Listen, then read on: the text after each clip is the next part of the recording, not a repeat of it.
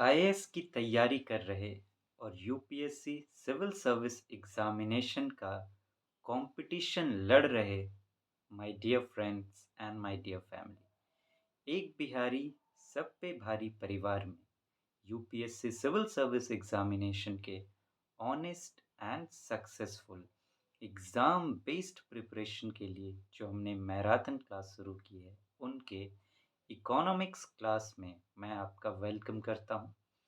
Friends, अभी हम लोग इन्फ्लेशन चैप्टर पर बात कर रहे हैं। उसमें काफ़ी सारे टॉपिक्स पर हम बात कर चुके हैं, इन्फ्लेशन के अंदर जो जो होते हैं।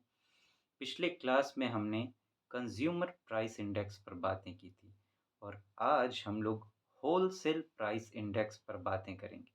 तो आइए फ्रेंड्स, शुरू करते हैं। होलसेल प्राइस इंडेक्स, जिसे डब्ल्यूपीआई भी कहा जाता है, इसकी बात करें तो सबसे पहले ये हम जानते हैं कि होलसेल प्राइस इंडेक्स आखिर तैयार किया क्यों जाता है। कंज्यूमर प्राइस इंडेक्स तो तैयार कर लिया गया, जिससे ये पता चल गया कि मार्केट में चीज़ों की क्या रेट चल रही है, कंज्यूमर क्या खरीदते हैं, कितना खरीदते हैं। तो इस होलसेल प्राइस इंडेक्स की ज़रूरत क्यों? पहले इसे समझेंगे। Reason: wholesale goods like raw materials or semi-finished goods are not purchased by ordinary consumers। आम कंज्यूमर जो होते हैं हम लोग, या फिर आप यूं समझे जो कंज्यूमर होते हैं, नॉर्मल कंज्यूमर जैसे हम आप हैं, तो वो रॉ मटेरियल्स नहीं खरीदते हैं। रॉ मटेरियल्स या फिर सेमी फिनिश्ड गुड्स, मतलब जो सामान आधा बना हुआ है, वो हम आप नहीं खरीदते हैं। हम आप बाजार जब भी जाते हैं, तो जो प्रोडक्ट यूज़ के लायक है, जिसका हम लेते ही यूज़ कर सकते हैं, वैसे प्रोडक्ट्स ही हम खरीदते हैं। अब जो पूरी तरीके से बना ही नहीं है, वैसे गुड्स को हम क्यों खरीदेंगे? वैसे गुड्स को कौन खरीदते हैं? प्रोड्यूसर्स खरीदते हैं, जो सामान को बनाते हैं। जैसे रॉ मटेरियल हो गई, कोई सामान बनाने के लिए। हम कार चलाते हैं, अब उसका एक-एक पार्ट जो है, हम उसका पहिया हो गया, उसका स्टीयरिंग हो गया, ये सब खरीद के हम लोग क्या करेंगे? हुँ? क्योंकि हम कार बनाना तो जानते नहीं, जो बनाना जानते हैं वो उसे खरीदेंगे। तो कुछ सामान ऐसे होते हैं, कुछ रॉ मटेरियल्स की बात करें या आधा-अधूरा बना हुआ सामान, जिसे सेमी फिनिश्ड गुड्स कहा जाता है। ऐसे सामान ऑर्डिनरी कंज्यूमर नहीं खरीदते, वो फिनिश्ड गुड्स खरीदते हैं, हम आप फिनिश्ड गुड खरीदते हैं। तो फिर वो जो रॉ मटेरियल्स जो खरीद रहे हैं या जो सेमी फिनिश्ड गुड्स खरीद रहे हैं, तो उनके बारे में अगर कुछ नहीं किया गया, तो उनकी इंडेक्सिंग कैसे हो सकेगी? उनकी कीमतें कैसे पता चल सकेंगी प्रोड्यूसर्स को? उसकी लिस्टिंग कैसे हो पाएगी? तो इस बात को ध्यान में रखते हुए होलसेल प्राइस इंडेक्स तैयार किया जाता है कि हम उनका भी ध्यान रखेंगे, जो रॉ मटेरियल्स खरीदते हैं। ऑर्डिनरी कंज्यूमर तो खरीद नहीं रहे हैं। कंज्यूमर जो खरीद रहे हैं, उनके लिए हमने कंज्यूमर प्राइस इंडेक्स ऑलरेडी बना रखा है। तो ये बात होती है, ये रीज़न है। अब बात करेंगे कि इसको पब्लिश कौन करता है, होलसेल प्राइस इंडेक्स को कौन पब्लिश करता है? ऑफिस ऑफ इकोनॉमिक एडवाइजर, ये इसे पब्लिश करता है। कौन? Office of economic adviser. ये किसका एडवाइजर है? Adviser to the government of India. एक ऑफिस है जो इकोनॉमिक मैटर्स पर गवर्नमेंट ऑफ इंडिया को एडवाइस करता है, उसे ही कहते हैं हम लोग ऑफिस ऑफ इकोनॉमिक एडवाइजर। ये किस मिनिस्ट्री के अंतर्गत काम करता है, ये भी देख लेते हैं। ये है under ministry of commerce and industry. क्योंकि आप देखिए हो, ये किससे जुड़ा हुआ है? रॉ मटेरियल से जुड़ा हुआ है, सेमी फिनिश्ड गुड्स से जुड़ा हुआ है, जिससे प्रोड्यूसर्स जुड़े हुए हैं। प्रोड्यूसर्स मतलब इंडस्ट्रियलिस्ट, जो इंडस्ट्री वाले हैं, जो सामान बनाते हैं, जो व्यापार करने वाले हैं। तो इनसे जिनका लेना देना है, मिनिस्ट्री भी उन्हीं को दी जाएगी। जब भी हम चीज़ों को देखें तो समझ के आधार पर हमें देखना चाहिए।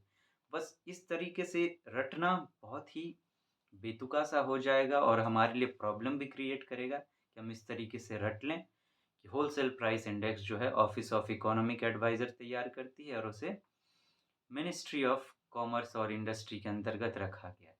अगर बस हम ये याद कर लेंगे, तो भूलने के चांसेस होते हैं और ये सही तरीका नहीं है क्योंकि यूपीएससी के जो क्वेश्चन पूछने का ढंग है वो समझ के आधार पर है। तो बेहतर है और वो समझ के आधार पर इस लेवल तक है कि जो आपको लग रहा है कि इसे याद करने की ज़रूरत है, उस पर भी वो क्वेश्चन ऐसे पूछता है कि समझ पर आधारित हो। पिछले पिछले कल के प्रीलिम्स स्किल पर जिस क्वेश्चन पर हमने बातें की थी इकोनॉमिक्स पर, उसे ध्यान में लाने की कोशिश कीजिए। मैंने आपको दिखाया था कि कैसे ऐसे क्वेश्चन जिसमें आपको पक्का लगेगा इस ये तो पता होना ही चाहिए, वो भी समझ के आधार पर आप कैसे सॉल्व कर पाएँगे स्किल के आधार पर। क्योंकि यूपीएससी फ्रेम वैसे करता है क्वेश्चंस को। तो वो बातें हैं। अब ये रॉ मटेरियल्स, ये फिनिश्ड गुड, होलसेल चीज़ें, ये जो होलसेल वाली चीज़ें हैं, ये जुड़ी हुई हैं कॉमर्स और इंडस्ट्री से। इंडस्ट्रियलिस्ट लोग जो हैं, वही वो खरीदते हैं, जो व्यापार में है वही खरीदते हैं। तो उसी मिनिस्ट्री को दिया गया है, तो हम समझ के आधार पर चीज़ों को देखेंगे। अब बात करते हैं बेस ईयर की, कि इसका बेस ईयर क्या है तैयार करने का? वो है 2011-12। 2011-12 ये इसका बेस ईयर है। होलसेल प्राइस एक फाइनेंशियल ईयर में देखा जाता है, इसलिए 11 to 12 रखा गया है। Do not include indirect taxes. Wholesale price index में इनडायरेक्ट टैक्स को इंक्लूड नहीं किया जाता। क्यों? To remove impact of fiscal policy. इसलिए कि अब देखिए, टैक्सेशन पे पॉलिसीज कौन बनाती है? गवर्नमेंट। अब वो बदलता रहता है, समय के साथ बदलता रहता है, कभी कुछ, उसमें सुधार होते रहते हैं। तो अगर इतने बदलाव, इतने फ्लक्चुएशंस को इंक्लूड किया जाएगा, तो फिर मार्केट में सही मैसेज नहीं जा पाएगा, लोगों को सही कीमत पता नहीं चल पाएगी, लोग हमेशा भ्रम में रहेंगे। जिस वजह से अब वो 10 सोर्सेज़ से पता करने की कोशिश करेंगे, यहाँ जाएँगे, वहाँ जाएँगे, तो उनका समय खराब होगा, प्रोडक्शन में देरी होगी। इन बातों को ध्यान में रखते हुए इस इंडेक्स से इनडायरेक्ट टैक्स को बाहर कर दिया गया है। इनडायरेक्ट टैक्स से टैक्स जैसे जो आप सामान जब खरीदने जाते हैं तो देते हैं, जैसे जीएसटी एक प्रकार का इनडायरेक्ट टैक्स है। तो इस तरीके की। अब बात करेंगे कुछ होलसेल प्राइस इंडेक्स में किन-किन चीज़ों को शामिल किया गया है और उनके वेट्स क्या-क्या हैं। उसके डिफरेंस को हम लोग 2 भागों में देखेंगे। इससे पहले जो बेस ईयर था, उसमें देखेंगे कि क्या वेट थे और नया जो बेस ईयर लाया गया है, बेस ईयर चेंज होता रहता है आप जानते हैं क्योंकि अब एक मैच भी तो होना चाहिए आस-पास। अब आज के सामान की कीमतों को अगर मैच करने जाएँगे, हम आज़ादी के टाइम के या बहुत पहले 15 साल 20 यूँ कहिए कि 25-30 साल पहले, तो एक मैच नहीं हो पाएगा कि कहाँ से देखें चीज़ों को कि वहाँ से कितनी कीमत बढ़ी है। तो वो आस-पास होना चाहिए, इसीलिए 10 साल, 11 साल का गैप रखा जाता है। ज़्यादा से ज़्यादा 15 साल का गैप रखा जाता है, उससे ज़्यादा गैप नहीं रखा जाता। यूँ कहिए कि आप जो जैसे कि जनगणना होती है, हर 10 साल में होती है, उसी तरीके से गैप रखा जाता है। अगर जनगणना हो गई है नई, तो फिर वहाँ से हो सकता है वो रख लें। तो आस-पास की चीज़ों को देखा जाता है। तो इसमें कौन-कौन सी है? सबसे पहले प्राइमरी आर्टिकल्स। प्राइमरी आर्टिकल्स, उसमें इसमें बहुत सारी चीज़ें हैं, बहुत सारे सामान आपको याद करने की ज़रूरत नहीं है, बस आप ध्यान में रखिए प्राइमरी आर्टिकल्स।